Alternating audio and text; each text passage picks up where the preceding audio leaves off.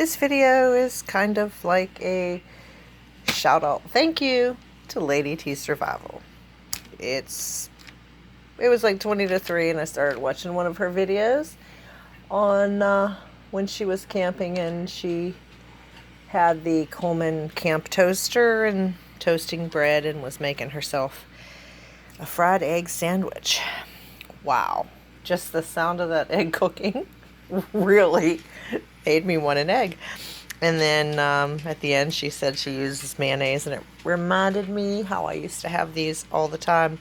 I very rarely eat bread now. The only thing that would make this sandwich better, I think, would be if I had Hellmann's instead of Heinz.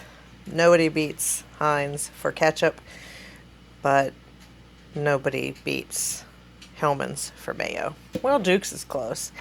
And then my cheese was this Chipotle cheddar from Aldi, I believe we got that. It's not real bad, it's not real spicy, but I'm starting to like spicy, so it's might be too spicy for you.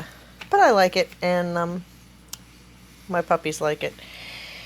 So that's it.